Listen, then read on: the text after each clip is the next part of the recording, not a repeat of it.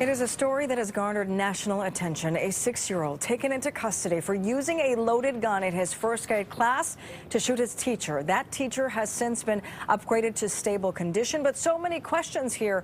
Truly a story that has shocked this country. I am joined now with Dr. Katie Donnelly, an emergency medicine physician and the medical director of Safe Kids DC at Children's National Hospital. Dr. Donnelly, thanks for being here tonight. Thank you for having me. Just a tragic story all the way around. This is very rare. According to research by a recent group that studies youth shootings within schools, the number of young kids under the age of 10 shooting someone is very rare. I think we've had 17 in the last 40 years. But first, give me your reaction when you heard this story and what kind of went through your mind. I mean, I was heartbroken. It's so hard to think about how many lives just got entirely changed in a minute, right? Both that teacher and the child's family are never going to be the same. And the other thing that really struck me is how preventable it is.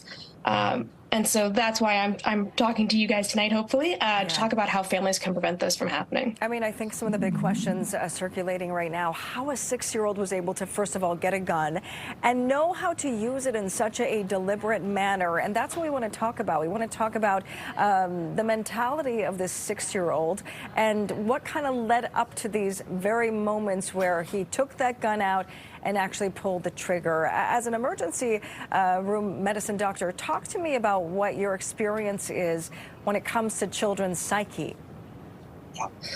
So I can't speak to this individual child, but I do know that in general, 6-year-olds and 5-year-olds and 7-year-olds have a very loose understanding of consequences and the damage that guns can do.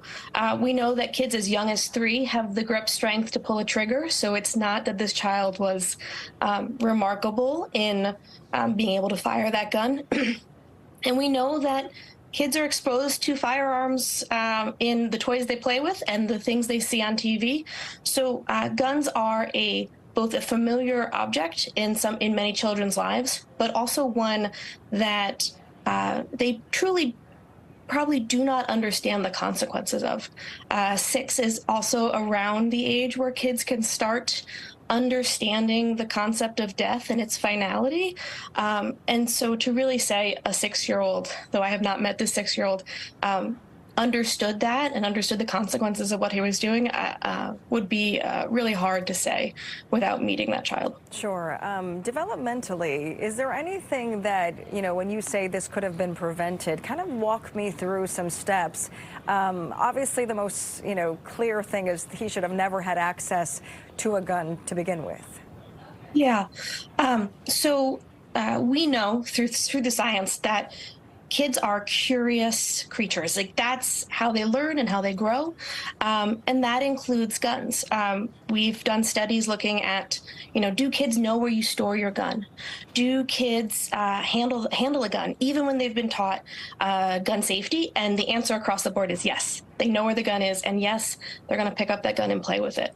So the absolute #1 thing parents can do to prevent this from happening in their town, in their home, is to keep guns locked up, unloaded, and with the ammunition stored separately.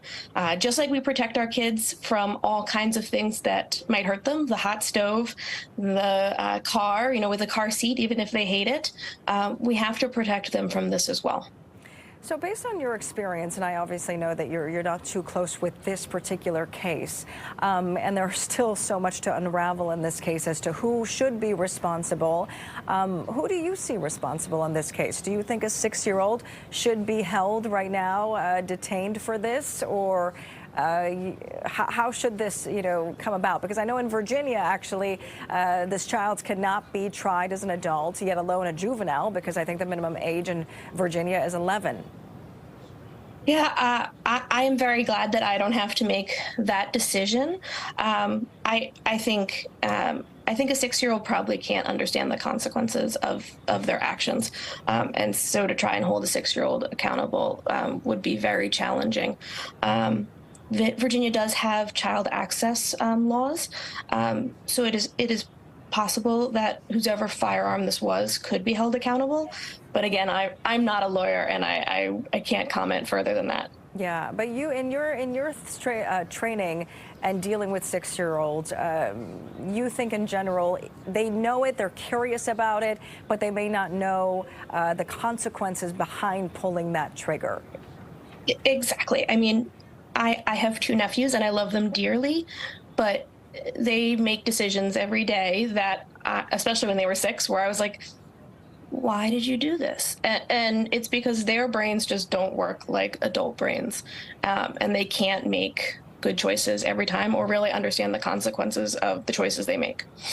It's a lot to kind of unfold and very traumatic for a lot of families that are now having to deal with this. Even the other students in that classroom that had to duck, that had their teacher in the hospital for days. So we'll see how this all plays out, but it's very fascinating and scary at the same time. Dr. Katie Donnelly, thank you so much for being with us and for your expertise. Thank you for having me.